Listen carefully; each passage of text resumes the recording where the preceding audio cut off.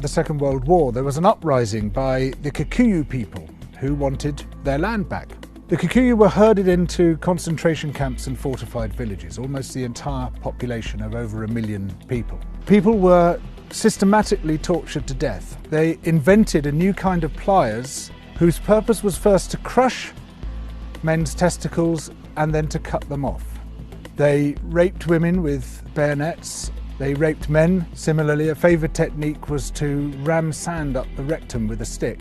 Sometimes they were rolled up in barbed wire and kicked around the compound until they bled to death. Some of the British soldiers boasted about this. This is within living memory. The colonial secretary lied about it.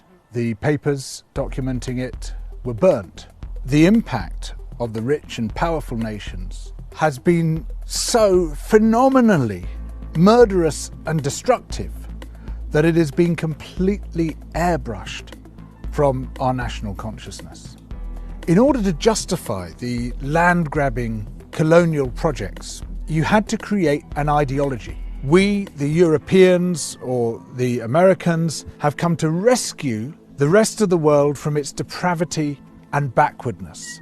But in order to do that, you have to be able to demonstrate that the rest of the world is depraved and backward. From this arose the racism that is still with us today.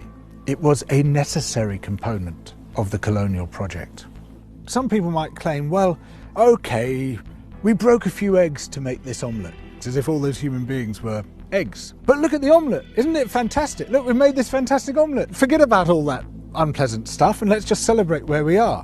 Where we are is a continuation of the project. We commodified people's land and people's labour and turned it into our property. We're also destroying the rest of the living world alongside it. We don't have to be like this. We are the same human beings as anybody else. We're all part of the same big human family. We just have to recognise that, accept that. And of course, within Western countries, there are plenty of brilliant people resisting colonisation, both internal colonisation within our own countries and external colonisation of other people's countries.